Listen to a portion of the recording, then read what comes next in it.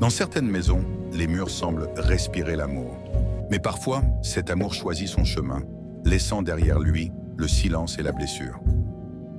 Stéphanie, ma chérie, viens voir ce que ton oncle t'a envoyé. Une poupée! Merci maman! Elle est trop belle, je l'aime trop! Tu diras merci à ton oncle pour ce beau cadeau. Maman et moi, tonton ne m'a pas envoyé de cadeau? Je peux voir ta poupée, Stéphanie? Oui, bien sûr, Monique. Laisse les affaires de ta sœur tranquilles et fais doucement, ne casse rien. Va finir de balayer la cour si tu n'as rien d'autre à faire. Regarde maman, je vais l'appeler Bébé Rose! Comme toi, ma fille, belle et douce. À 9 ans, Monique avait déjà compris, un sourire pouvait en cacher une déchirure. Stéphanie, peux-tu nous lire ton joli poème? Le soleil dans le ciel sourit au matin, et moi je souris à ma maman. Bravo Stéphanie, il était trop beau ton poème. Merci beaucoup. Quant à toi, Monique, pourquoi tes notes baissent? Tu n'as même pas pu finir ton poème. Je n'ai pas eu le temps de le terminer. Je devais aider ma maman pour les tâches ménagères. Tu devrais redoubler d'efforts comme ta sœur. Monique, pourquoi ta maman préfère ta sœur Stéphanie? Je l'ai entendu dire à ma mère que tu es trop sérieuse et renfermée. Ce n'est pas vrai ce que tu dis. Ma mère m'aime aussi. Vraiment? Pourtant, c'est toujours ta sœur qu'on applaudit. La jalousie ne naît pas du mal, elle naît du manque. Celle qui reçoit moins d'amour ne devient pas mauvaise. Elle devient vide, fragile, affamée d'une attention qu'on ne lui donne pas. Et pendant que l'une brille sous le regard des parents, l'autre s'éteint doucement dans l'ombre, persuadée qu'il faut voler ce qu'on ne lui a jamais offert. Stéphanie, ma chérie, tiens, voici ta nouvelle robe. Oh, merci maman! Merci maman, elle est trop belle!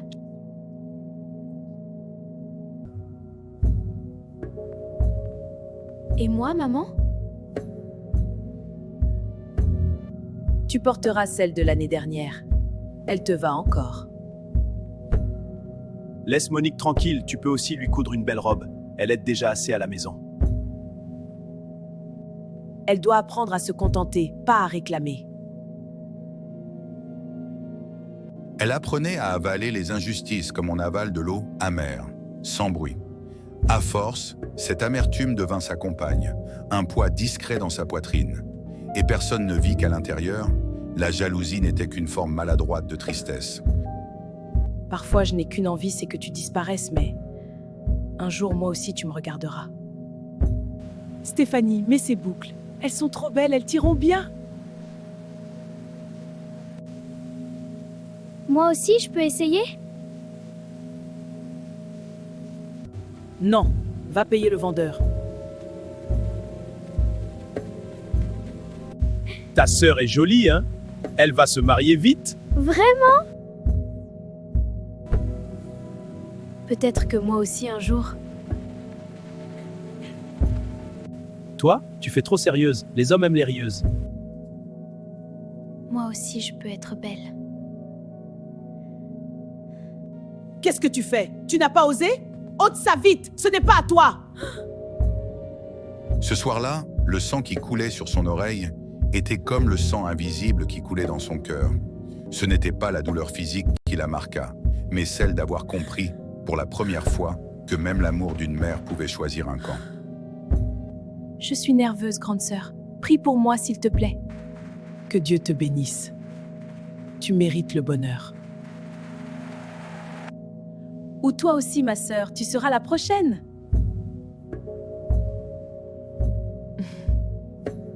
Peut-être.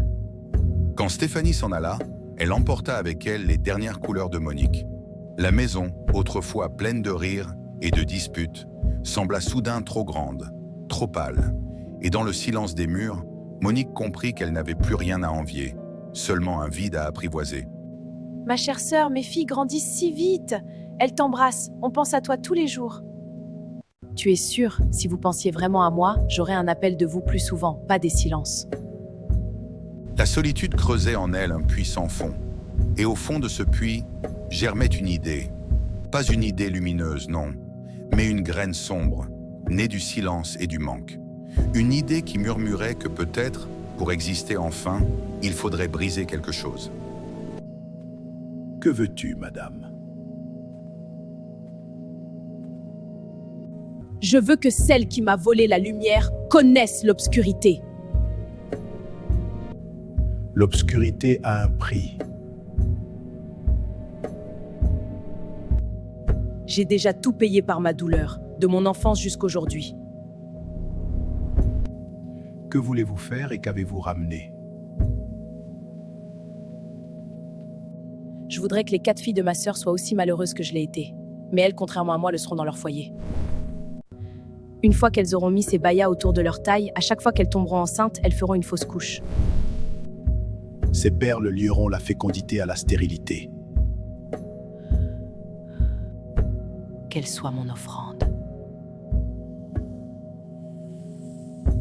À l'instant où les perles s'illuminèrent, le destin des innocentes fut scellé. Nul cri, nulle colère. Seulement le vœu machiavélique d'une âme blessée.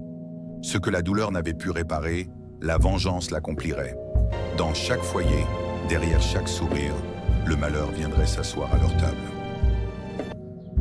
Ainsi, à travers ces filles, ma sœur goûtera ma peine. Ce matin-là, Monique crut retrouver la paix. Mais ce n'était pas la paix. C'était le début d'un souffle noir que rien n'arrêterait.